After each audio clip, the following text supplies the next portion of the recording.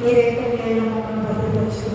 ఇది ఈ రాత్రి కాల సమయంలో మీ పాద సన్నిధానంలో మేమందరం కూడా కూడుకోవడానికి మరొక గొప్ప సమయాన్ని దయచేసిన విధానాన్ని బట్టి మీకే మేము స్థుతిస్తున్నాను.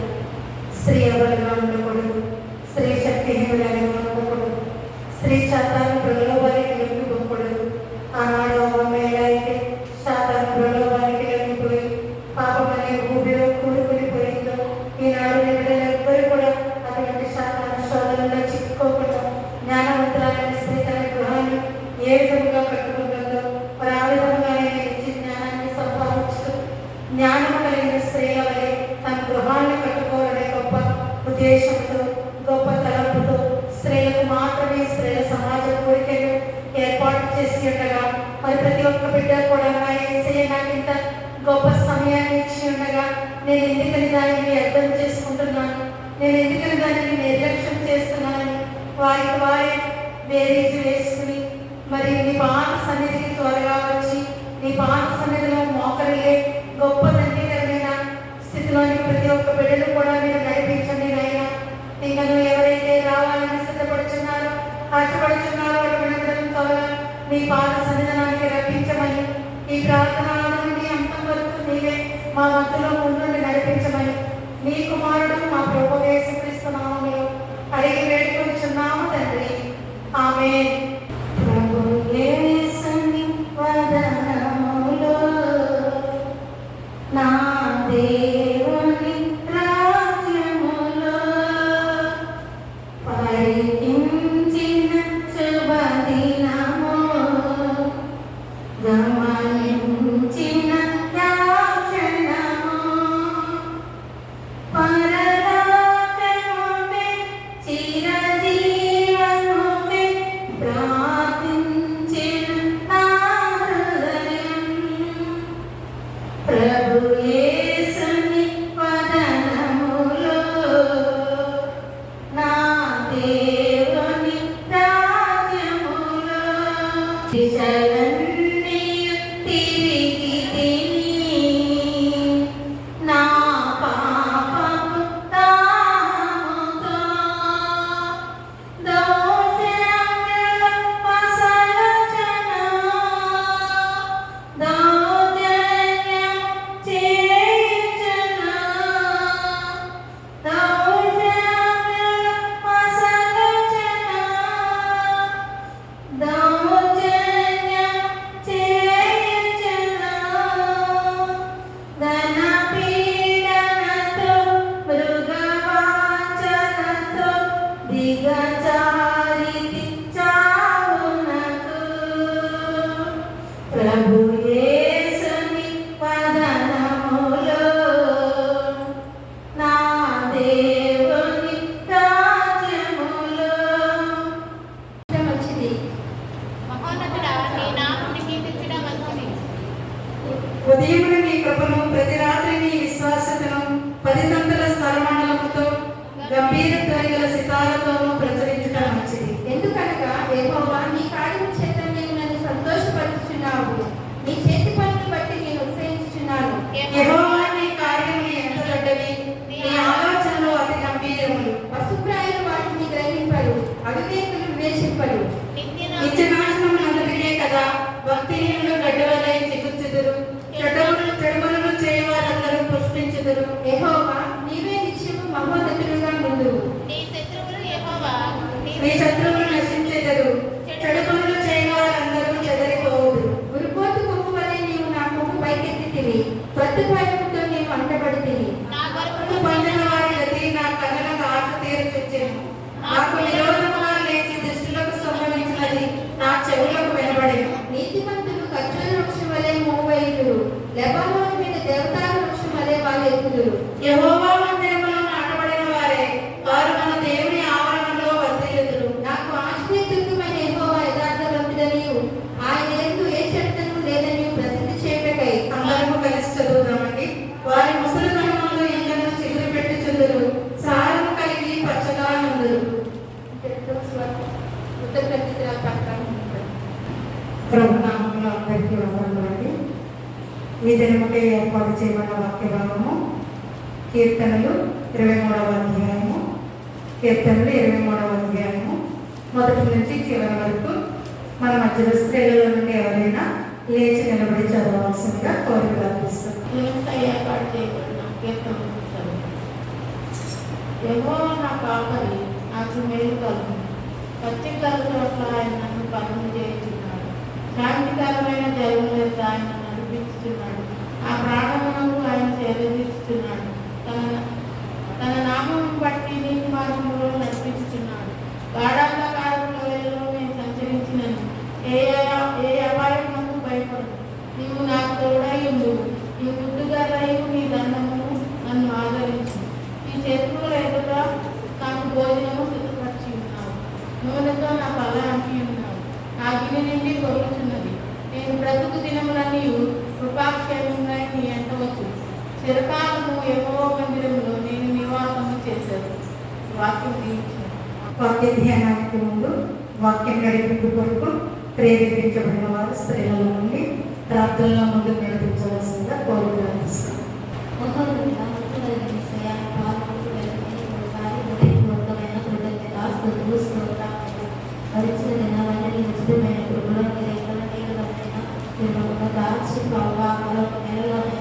మొదటి గురువారం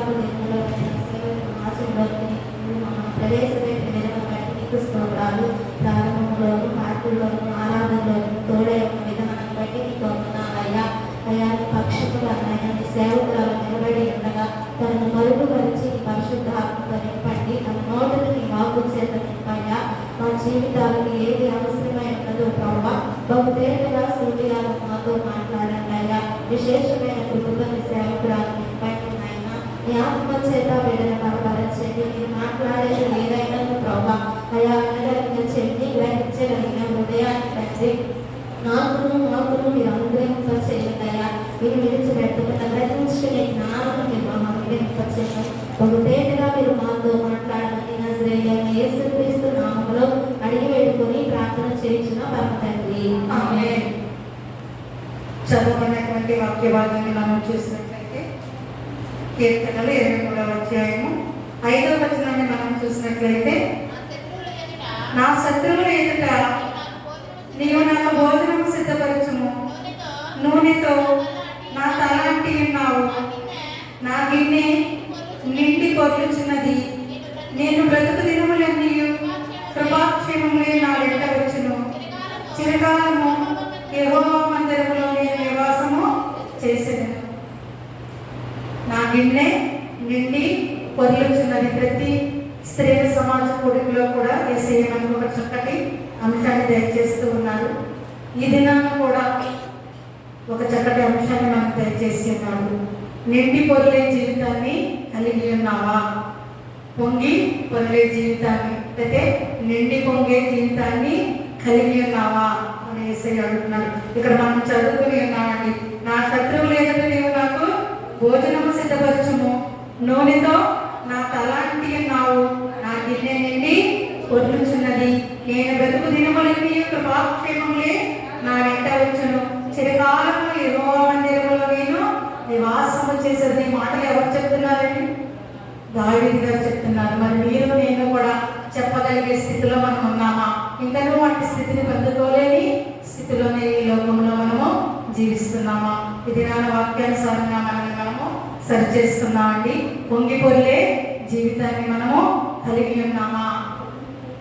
నిజమైన క్రైస్తవ జీవితం అంటే పొంగి పొర్లే జీవితముగా ఉండాలి. మన ప్రభు మనల్ని సమృద్ధిగా దీవించే దేవాతి దేవుడిగా ఉన్నాడండి.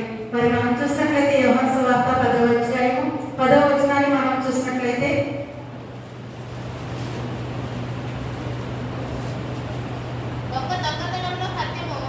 రెండవ భాగం ఇస్తారు. గొర్రెలకు జీవము కలుగుటకును అది సమృద్ధిగా కలుగుటకును నేను వచ్చితనని మీతో నిశ్చయముగా చెప్పుచున్నాను. మన ప్రభు మనల్ని సమృద్ధిగా దీవించగలిగే గొప్ప దేవాతి దేవుడు. ఆయన అంటున్నాడు గొర్రెలకు జీవము కలుగుటకును అది సమృద్ధిగా కలుగుతుంది. మళ్ళీ ఎలా అసమృద్ధిగా కాకుండా అది సమృద్ధిగా కలుగుటకు నేను వచ్చితనని మీతో నిశ్చయముగా చెప్పుచున్నాను. ఇంకా మనం చూసినట్లయితే ఎఫెసీయులకు రాసిన పత్రిక 3వ అధ్యాయము, ఎఫెసీయులకు రాసిన పత్రిక 3వ అధ్యాయము 20వ వచనం మనం చూసినట్లయితే మనలో కార్యసాధకమైన మన శక్తి చొప్పున మనం అడుగు వాటన్నిటికంటేను ఊహించు వాటన్నిటికంటేను అత్యధికముగా చేయ శక్తి గల దేవునికి క్రీస్తు యేసు మూలముగా సంగములు చాలండి. మనం అడుగు వాటన్నిటికంటేను ఊహించు వాటన్నిటికంటేను అత్యధికముగా చేయు శక్తి గలవాడు మన యేసయ్య. మరి మనము ఎలాంటి స్థితిలో జీవిస్తున్నాం? ఈ లోకంలో నేను పొంగి నాకు నిండి పొరలుచుకున్నది వాక్యం చదువుతున్నాం. అలాగే మనం కూడా నిండి పొరలే జీవితంతో, పొంగి పొరలే జీవితంతో, సమృద్ధి కలిగిన జీవితంతో మనము జీవిస్తున్నామా? లేదా ఇంకనూ అసంపూర్తిగా అసహనముగానే మన జీవిత కాలాన్ని మనము వెళ్ళబుచ్చుతున్నామా? మనం దేవుని దీవెనలు పొందుకోవాలంటే, సమృద్ధిమైన జీవిత విధానంలో మనం కూడా జీవించాలంటే మనం ఎలాంటి జీవితాన్ని జీవించాలనే దాని గురించి 3 మాటలుగా ఈ దినాన మనము వాక్యాన్ని చూస్తున్నాం. అంటే మొట్టమొదటిగా మనం చూసినట్లయితే ప్రభువుకి మనల్ని మనము అప్పగించుకోవాలి. ఎవరికి అప్పగించుకోవాలండి? ప్రభువులకు మనల్ని మనము అప్పగించుకోవాలి. రెండవది ప్రభు చిత్తములో నడిచేవారిగా ఉండాలి. మూడవది ప్రభువుతో సహవాసం కలిగిన జీవితాన్ని కలిగి ఉండాలి. మరి ఈ 3 విధానాల్లో మనం జీవిస్తున్నామా? లేదా ఇంకనూ జీవించలేనటువంటి బిడ్డలుగానే ఈ లోకంలో మనము నివసిస్తున్నామా? మనల్ని మనం వాక్యానుసారంగా మనము సరిచూస్తున్నాం. మనం చాలాసార్లు అనుకుంటూ ఉంటాం, 31st నైట్ మనం ఏమనుకుంటామండి? ఈ సంవత్సరం ఎలా గడిచిపోయినా కూడా నేను నూతన సంవత్సరంలో నూతనముగా జీవించాలని ఆశపడుతూ ఉంటాం. 31st అయ్యా నాకు ఈ సంవత్సరానికి అయితే దేవా ఈ సంవత్సరం అంతా కూడా నన్ను కాచి కాపాడినందుకు నీకు వందనాలయ్యా. నూతన సంవత్సరంలో కూడా ఇంకనూ అత్యధికంగా నన్ను కాచి కాపాడయ్యా అని వేడుకుంటాం. అక్కడతో ఇంకా వదిలేస్తాం. మరి తర్వాత మన జీవితం ఏ విధముగా ఉంది? దేవునిలో జీవిస్తున్నామా? ప్రభుతో సహవాసం చేస్తున్నామా? ప్రభువునందు మనల్ని మనము అప్పగించుకుంటున్నామా? ప్రభు చిత్తంలో మనం నడుస్తున్నామా అనేది ఏది కూడా గమనించుకోకుండా మరలా మన యొక్క జీవిత విధానంలో మనము ముందుకు కొనసాగిపోతూ ఉంటాం. మరలా 2025 మన దేవుడు అనుగ్రహించాడు. దేవుని చిత్తం అయితే మనం మరలా 31st మనం ఏమనుకుంటామండి? ఈ సంవత్సరం అంతా కాచి కాపాడావు ప్రభు. 2026లో కూడా నీ కృపను ఇంకనూ అత్యధికంగా మా మీద దయచేసి ప్రభు అని అనుకుంటాం. అక్కడితో అయిపోతుంది. మళ్ళీ క్రిస్మస్ వేడుకలు ఘనంగా చేసుకుంటాం. మళ్ళీ 1st తారీఖు వేడుకలు కూడా ఇంకనూ ఘనంగా చేసుకుంటాం. తర్వాత నుంచి యథారాజా తదాప్రజ. అంటే మరలా ప్రభువుకి మనల్ని మనం అప్పగించుకోము, ప్రభు చిత్తంలో మనం నడుచుకోము, ప్రభుతో మనము సహవాసం చేయము. మన ఇష్టానుసారంగా మనం జీవిస్తూ, మన చిత్తానుసారంగా మనం జీవిస్తూ, ప్రభు సహవాసం కాకుండా ఈ లోక సహవాసాలతో మన జీవితాన్ని మనము గడిపేస్తున్నామా?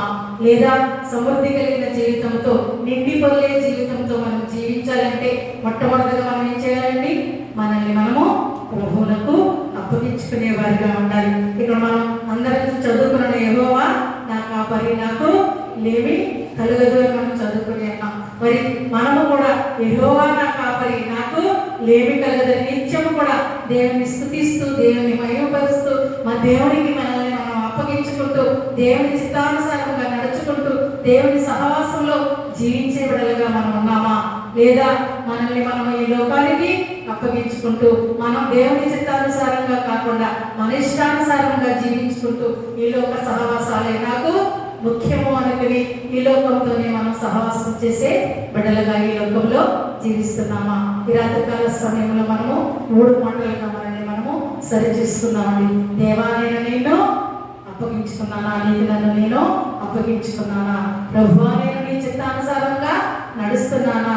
ప్రభువా నీతో సహవాసం చేసే శక్తిని, హృదయాన్ని నేను కలిగి ఉన్నానని ఒక్కసారి ఎవరిని విమర్శించే అధికారము మనకి లేదు కనుక వాక్యానుసారంగా మనల్ని మనము సరి చేసుకున్నాము. మొట్టమొదటిగా మనం చూసినట్లయితే ప్రభుకి మనల్ని మనము అప్పగించుకునే వారిగా ఉండాలి.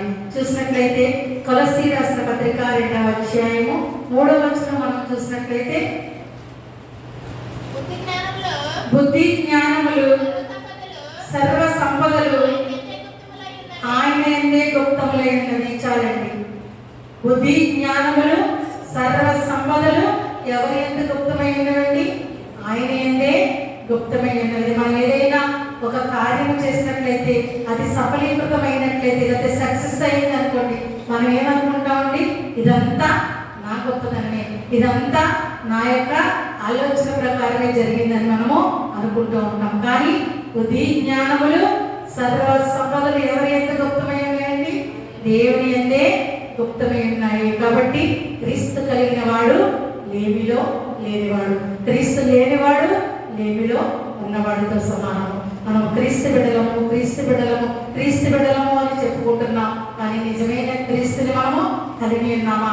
ఒకవేళటువంటి విధానంలో మనం లేనట్లయితే మనం ఇంకనూ లేమిలోనే జీవించేవారిగా ఉండిపోతున్నాం. మరి ఇక్కడైతే యేసయ్య అంటున్నాడు, బుద్ధి జ్ఞానములు నా యందే గుప్తమై ఉన్నవి. ఆయన మనకుంటే చాలండి, సర్వము మనం ఎన్నటి ఉన్నట్లే. ఇంకా మనం చూసినట్లయితే కీర్తనలు 16వ అధ్యాయము 11వ వచనాన్ని మనం చూసినట్లయితే జీవమార్గమును 16-11 నా సన్నిధిలో సంపూర్ణ సంతోషము కలదు, నీ కుడి చేతిలో నిత్యము సుఖములు కలవు. చాలండి. దేవుని సన్నిధిలో సంపూర్ణ సంతోషం కలదంటండి. నాకు నీ కుడి చేతిలో నిత్య సుఖములు కలవు అని చెప్తున్నాడు. ఇంకా మనం చూసినట్లయితే కీర్తనలు 145వ అధ్యాయం 16వ వచనం మనం చూసినట్లయితే 145-16వ వచనం మనం చూసినట్లయితే నీవు నీ గుప్పులని విప్పి ప్రతి జీవి కోరికను తృప్తిపరచుచున్నావు. చాలండి. ఆయన గుప్పిలి విప్పి సకల జీవులకు ఉన్నటువంటి కోరికలను ఆయన తృప్తిపరిచే దేవుడిగా ఉన్నాడు, సకల జీవులను పోషించే దేవుడిగా ఉన్నాడు. మరి మనల్ని ఎవరికి అప్పగించుకోవాలండి? దేవునికి మనల్ని మనము అప్పగించుకున్నట్లయితే సర్వ సంపదలు, బుద్ధి జ్ఞానములు ఆయన ఎందే గుప్తమై ఉన్నవి కనుక ఆయన సన్నిధిలోనే సర్వ సంపూర్ణ సంతోషం అన్నది కనుక మరి మన కుడి చేతిలో నిత్య సుఖంలో ఆయన ఉంచుతానని వాగ్దానం చేస్తున్నాడు. వాగ్దానం చేసిన దేవుడు నమ్మదగిన వాడు కనుక మరి మనము మనల్ని ఎవరికి అప్పగించుకునే వారిగా ఉన్నామండి? ఈ లోకానికి, ఈ లోక అపవాదికి అప్పగించుకునే వారిగా ఉన్నామా, లేదా దేవునికి మనల్ని మనము అప్పగించుకునే వారిగా ఉన్నామా? చివరిగా మనం చూసినట్లయితే కీర్తనలు 91వ అధ్యాయము 3వ వచనం మనం చూసినట్లయితే వేటగాని ఊరిలో నుండి ఆయన నిన్ను విడిపించును, నాశనకరమైన తెగులు రాకుండా ఆయన రక్షించును. చాలండి. వేటగాని ఊరిలో నుండి ఆయన, వేటగాని ఊరిలో పడకుండా ఆయన రక్షించును, నాశనకరమైన తెగులు రాకుండా కాపాడు. ఇంకా అదే అధ్యాయంలో మనం చూసినట్లయితే 5వ వచనం నుంచి 7వ వచనాల వరకు మనం చూసినట్లయితే రాత్రి వేళ కలుగు భయముకైనను, పగటి వేళ ఎదురు బాణముకైనను, చీకటిలో సంచరించు తెగులుకైనను, మధ్యాహ్నమందు పాడు చేయి రోగముకైనను నీవు భయపడుతుందువు. నీ పక్కన 1000 మంది పడినను, నీ కుడి ప్రక్కన 10,000 మంది కూలినను ఏ అపాయము నీ ఎద్ద నుండి రాదు. చాలండి. బాణము నుండి, భయము నుండి, అపాయము నుండి కూడా తప్పించగల గొప్ప దేవాతి దేవుడు మన వెన్నంటి నిత్యము నిరంతరము కూడా మన వెన్నంటి తోడునేడుగా ఉన్నాడు. మరి మనము ఆయన వెన్నంటి ఆయనకు మనల్ని మనము అప్పగించుకుని ఆయన బిడ్డగా జీవించడానికి సిద్ధపాటు కలిగి ఉన్నామా? ఇంకనూ సిద్ధపాటు లేని స్త్రీల వలె ఈ లోకంలో మనము జీవిస్తున్నామా? యేసయ్య అంటున్నాడు, మీరు సమృద్ధి పొంగి పొర్లే జీవితాన్ని కలిగి ఉండాలంటే ఏం చేయమంటున్నాడండి? మనల్ని ఆయనకు అప్పగించుకోమంటున్నాడు. రెండవదిగా మనం చూసినట్లయితే ప్రభు చిత్తానుసారముగా నడవమంటున్నాడు. చూసినట్లయితే యోహాను సువార్త 4వ అధ్యాయం 14వ వచనం మనం చూసినట్లయితే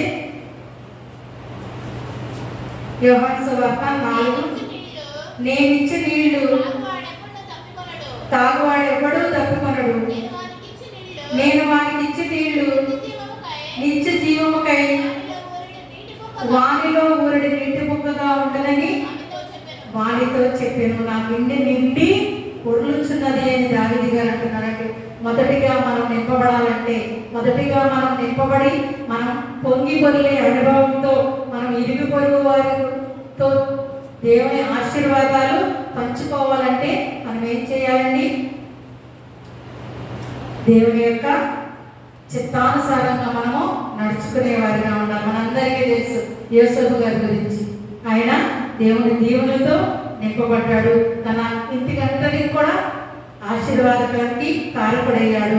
ఐగుప్తు దేశానికి వెళ్ళినప్పుడు తన అమ్మలందరినీ కూడా సమృద్ధిలోకి నడిపించడానికి ఆయన ప్రధాన పాత్రను పోషించుకున్నాడు. మరి మనము కూడా మన చిత్తానుసారంగా కాకుండా, మన ఇష్టానుసారంగా కాకుండా దేవుని చిత్తానుసారంగా జీవించినట్లయితే మనము కూడా పొంగిపోయే అనుభవాన్ని పొందుకునేవారిగా ఉంటాం. ఇప్పుడైతే అంటున్నాడు, నేను వారికి ఇచ్చిన నీళ్లు నిత్య జీవమునకై వారిలో ఊరడి నీటి బొగ్గుగా ఉండదని ఆ వాణితో చెప్పాను. నా యొక్క విశ్వాసము కడుపులో నుండి జీవ నదులు పారుడని దేవుడు వాగ్దానం చేస్తున్నాడు. మరి ఆయన చిత్తానికి మనము లోబడి ఉన్నామా, లేదా మన ఇష్టానుసారంగా జీవిస్తూ ఎప్పుడో చివరి దశలో అప్పుడు నేను నీలోనికి వస్తానయ్యా, అప్పుడు నీ మాటలు నేను వింటానయ్యా అంటే అప్పుడు నీవెవరో నాకు తెలియదని చెప్పబోయే రోజులు రాబోతున్నాయి.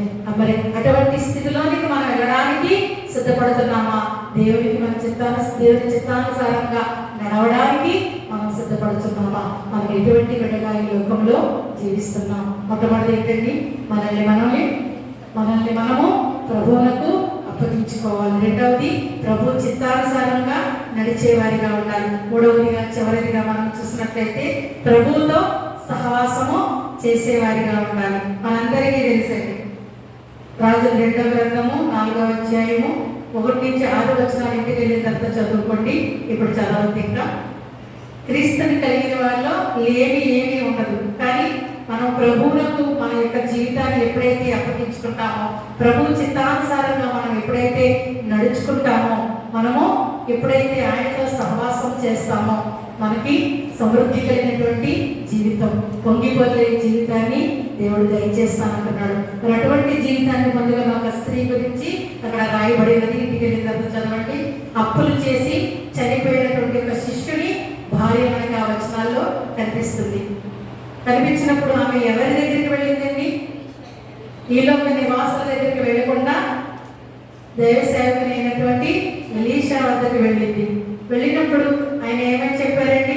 నీ ఇంటిలో ఏమున్నదో దానిని సిద్ధం చేయమని, నా ఇంటిలో కుండలు ఉన్నవని, నా దగ్గర కొంచెము నూనె మాత్రమే ఉన్నదని చెప్పినప్పుడు నీ పాత్రలన్నీ కూడా సిద్ధపరచుకో, ఆ నూనెని తీసుకుని రమ్మని ఆయన ప్రార్థన చేయగా ఆ కుండలన్నీ కూడా పొంగి పొర్లినట్లుగా మనకి వాక్య భాగాలు సెలవిస్తున్నాయండి. ఇక్కడ ఈ స్త్రీ తనకు ఆపదలో, తనకు అవసరములో, తన ఇరుకు ఇబ్బందుల్లో ఎవరిని ఆశ్రయించిందండి?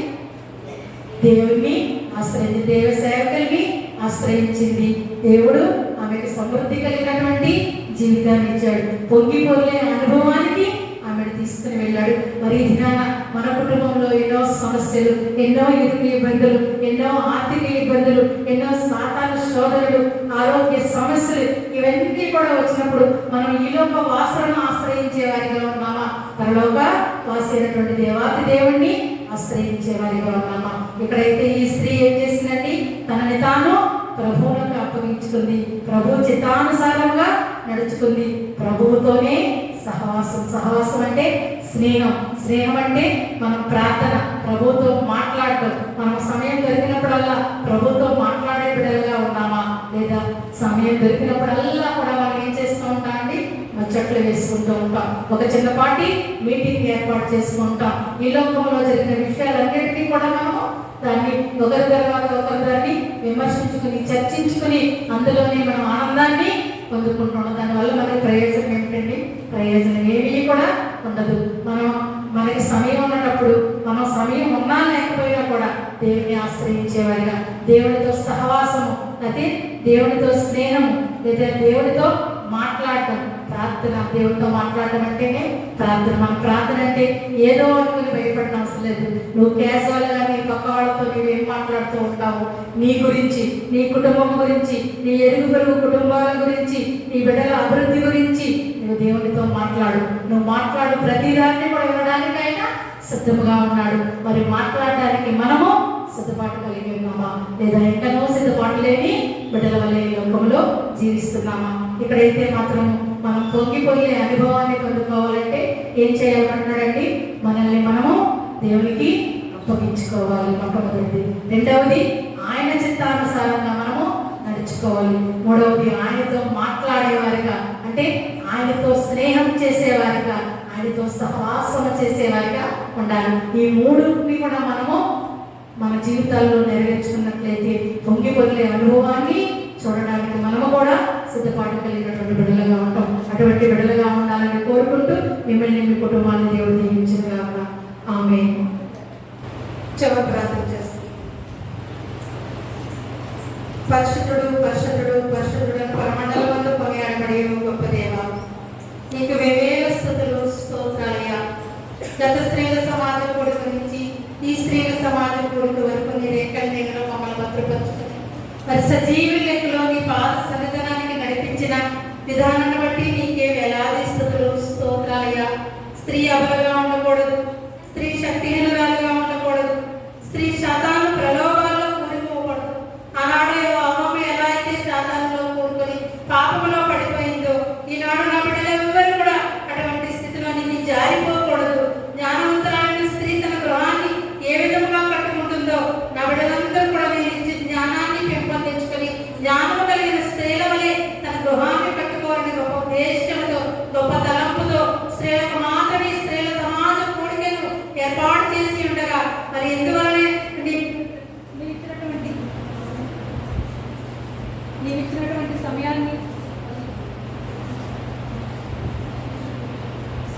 నీవిచ్చినటువంటి సమయాన్ని మరి మీ బిడ్డలు ఎందువలన మరి అశ్రద్ధ చేస్తున్నారు, నిర్లక్ష్యం చేస్తున్నారు, మరి నీకే తెలుసు ప్రభా. నీ చిత్తమైతే, నీ కృప ఉంటే వచ్చే స్త్రీల సమాజం కొడుకు ప్రతి ఒక్క బిడ్డను కూడా మీరు నడిపించండి నాయనా. నీకు వందనాలు, స్తుతులు స్తోత్రాలయ్యా. మరి ఏ ఒక్క బిడ్డ కూడా అశ్రద్ధ చేయకుండా, నిర్లక్ష్యం చేయకుండా నా యేసయ్య నాకు ఇచ్చినటువంటి ఇంత గొప్ప సమయాన్ని నేను ఎందుకని అర్థం చేసుకుంటున్నాను, నేను ఎందుకని వృధా చేసుకుంటున్నానని వారికి వారే ఆలోచన చేసుకుని నా యేసయ్య ఇచ్చిన సమయాన్ని నా యేసయ్య పాదాల చెంత గడపాలనే గొప్ప తలంపుతో, గొప్ప ఉత్సాహంతో వేగిరపడి వచ్చే విధంగా ఉండడానికి నీ కృపను దయచేయండి నాయనా. నీకు వందనాలు, స్తుతులు స్తోత్రాలు ప్రభా. మరి ఈ ప్రతి వారం కూడా స్త్రీల సమాజం కొడుకులో ఒక చక్కటి ప్రశ్నతో కూడినటువంటి అంశాన్ని మనం దయచేస్తూ ఉన్నాం. ఇది నాన్న కూడా ఒక చక్కటి ప్రశ్నతో కూడిన అంశాన్ని మనం దయచేసి ఉన్నావు ప్రభా. నిండి పొందే జీవితాన్ని కలిగి ఉన్నావా అని అడుగుతున్నావు ప్రభా. ప్రియదేవుని బిడ్డ, నిండి పొందే జీవితాన్ని కలిగి ఉన్నావా, మరి కలిగి ఉన్నావా లేవా అని ఇప్పుడే వాక్యానుసారంగా మేమందరం కూడా పరిశీలన చేసుకుంటుండగా సమాధానాన్ని దయచేయండి ప్రభా. మేము ఇంకనూ మమ్మల్ని మేము నీకు అప్పగించుకునే స్థితిలో లేని స్థితిలో ఉన్నట్లయితే అట్టి స్థితిని మాకు దయచేయండి ప్రభా. మమ్మల్ని మేము అప్పగించుకునే స్థితిని మాకు దయచేయండి ప్రభా. ఇంకనూ మా ఇష్టానుసారంగానే మేము ఈ లోకంలో జీవిస్తూ ఉన్నామేమో ప్రభా. అటువంటి బిడ్డలుగా కాకుండా నీ చిత్తానుసారంగా జీవించగలిగే శక్తిని, హృదయాన్ని మాకు దయచేయండి ప్రభా. నీకు వందనాలు, స్తుతులు స్తోత్రాలు ప్రభా. మరి నీతో సహవాసం చేయగలిగే స్థితిని మాకు దయచేయండి ప్రభా. ఈ లోకంతో సహవాసం చేస్తున్నాం, ఈ లోకం వెంటనే మేము నడుస్తున్నామేమో ప్రభా. అటువంటి బిడ్డలుగా కాకుండా నీతో మాత్రమే సహవాసం చేయగలిగే, నీతో మాత్రమే మాట్లాడగలిగే హృదయాన్ని, శక్తిని, అట్టి జీవితాన్ని మాకు దయచేయండి నాయన. నీకు వందనాలు, స్తుతులు స్తోత్రాలు ప్రభా. మరి వాక్యంలో చెప్పబడినట్లు మరి నీ బిడ్డ నీతో మాత్రమే సహవాసం చేసింది, తనకున్న సమస్యలను నీకు మాత్రమే తెలియజేసింది. మరి ఆ బిడ్డ జీవితాన్ని పొంగిపొర్లే జీవితంగా చేసి ఉన్నావు ప్రభా. మేము కూడా అట్టి స్థితిలో ఉండగలిగే స్థితిలోనికి మమ్మల్ని నడిపించండి నాయన. మరి కుళాయి కింద బిడ్డ వలె మరి బోర్లించమని, మరి దాన్ని నిలవబెట్టకుండా బోర్లించిన బిడ్డ వలె మరి ఆశీర్వాదాలన్నీ కూడా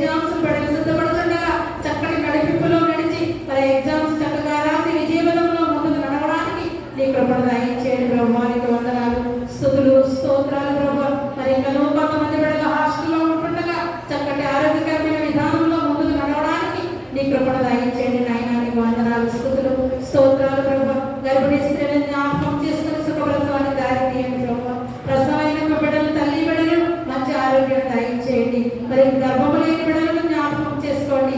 గర్భఫలంలో ఎక్కడైతే లోటుపాట్లు ఉన్నాయో ఆ యొక్క లోటును తీర్చివేసి చక్కటి గర్భఫలాన్ని ఎత్తుకోవడానికి నీ కృపను దయచేయండి ప్రభు.